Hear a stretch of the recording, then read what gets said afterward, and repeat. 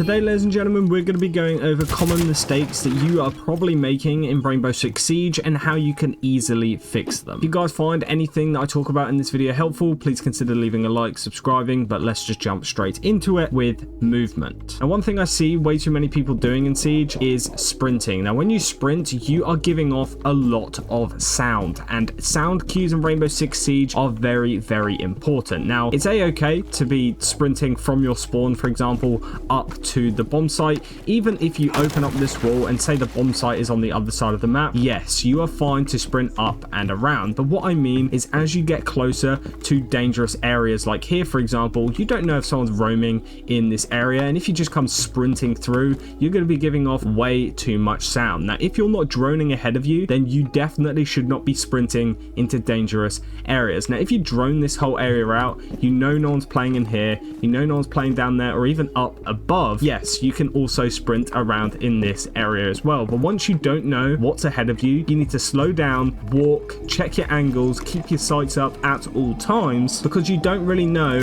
what is going to be around the corner, and it will lead to you not only not dying as often, but also engaging and probably winning a lot more gunfights. Now, as well as sprinting, we also have when to play slow and when to play aggressively. Obviously, if you're a defender, you have time on your side. So if you know someone is coming, you can take your time and just hold an angle and just wait here and then swing when you know they are there. You don't have to be the one swinging everything, taking gunfights into your own hands. So just keep that in mind when you start swinging everything, taking on gunfights and stuff like that. As an attacker, you should be the one engaging. If you're on defense, you should not be engaging in majority of the fights. Only engage if you know you can catch that attacker off guard, or if you have some previous information which will allow you to win that gunfight a lot easier. For example, one thing I see a lot of defenders doing is when there's only like 30 seconds left, even if you're up 3-1, it's a 3v1 situation, all the defenders will go swing for that last kill. You don't have to risk losing the round or losing your life just to get a singular kill. It really is not worth it. As a defender, instead of holding this angle and just waiting for someone to swing you, even if you know they're coming,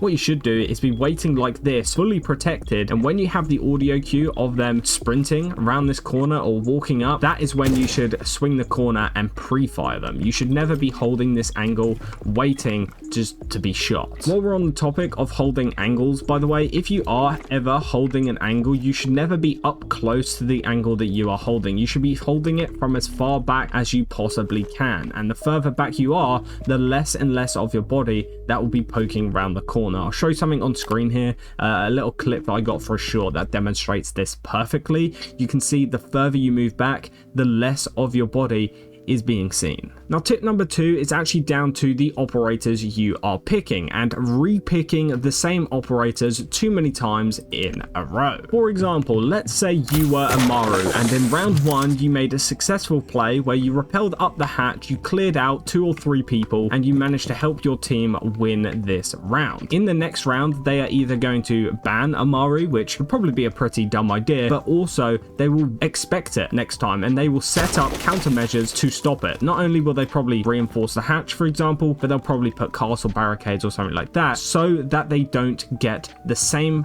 problem happen again. Now, this isn't just for Amaru. Another operator that I see this happen to all the time is Capcan. Once you play Capcan successfully once and you get a kill or 2, they will either ban him for the following rounds, or they will be looking out for those Capcan traps for the remainder of the game. So instead of just running Capcan like 4 rounds in a row and it becoming less and less effective, try mix it up. Try go Capcan, then Legion, then Frost, and then go back to Capcan in round 4 to try and pick people off again and just kind of keep the other operators on their toes. Now, another thing I don't see enough people do is when you are going to pick your operator, once you discover who the defenders are playing, you need to really be utilizing the attacker repick feature. For example, let's say you're bringing an operator like Dokkaebi, but when you drone in and you see that they're bringing operators like a Rooney or a Maestro, someone really useful that you can hack as a Brava, you should swap off of Dokkaebi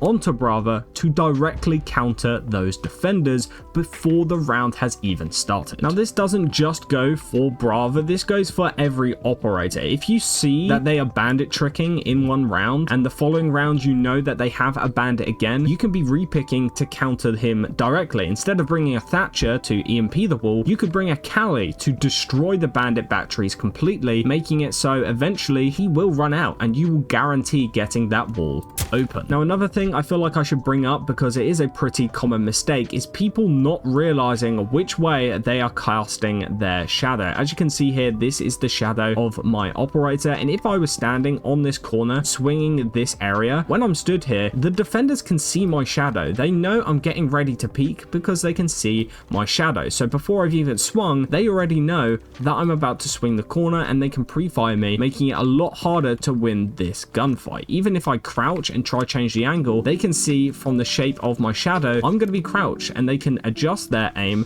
from head height down to crouch height, and again pre-fire and probably get me killed. Just to give you guys another example, this is probably the most common place where I've seen other people's shadows, is when you're playing up on the rafters and you're watching this angle here, you can see the operator's shadow very, very clearly, especially considering you're up higher. You can see the shadow perfectly. So even if I'm playing this angle slowly, they can see that I'm here, they can see what position I'm holding, and they can see the moment I come swinging around this corner, and anyone up here can see when that shadow is coming and instinctively just pre-fire at head height. And you know what, while we're on the topic of breaking barricades and entering through the map, let me just give you guys another quick tip, and that is that every single barricade in the game takes 20 bullets. Now, most people are going to punch 2 times, maybe break through like this, or maybe they'll just shoot the whole thing open. But the problem with that is that when you're coming to break a barricade, you're going to empty 20 bullets in a mag just like this, and by the time you've emptied your clip into that to break it, you only have 9 bullets left in your magazine, meaning anyone playing right here who's just heard you spray the barricade open can swing you and take that gunfight in their advantage, and you only have 9 bullets to shoot back, which, yes, you can get the kill, but it's not the best way to do it. Instead, what you should be doing is shooting about 20 bullets into the barricade just like this. So there I shot 15, which means this will only take 5 bullets now to destroy. So I can spray 5 bullets just like this, and instead of having 9 bullets in a mag, I can now have 26 bullets to push in, take a gunfight, maybe even 2, and push all the way in just like this. Now, another very common mistake I see a lot of people do is wasting their utility opening up hatches when they have a DMR in their hands. If you are playing someone with a DMR, you can shoot a hatch open just by spamming like this. You can break it very quickly, very easily, and you can just drop straight like that. And as you can see, it's very consistent, very easy, and you don't have to waste any of your utility at all. Really utilize the DMR, because not only that, it also does a lot of damage to walls and stuff like that as well. If you want to open this angle, just shoot it open. Have a quick peek. If you want to open up multiple angles, just shoot them up and use them. Either way, I think that's all the common mistakes for this video. If you have any more that you'd like to feature in a part 2, let me know. If you found any of these helpful or useful in any kind of way, please consider leaving a like, subscribing if you guys are new around here, and let me know what you want me to see next.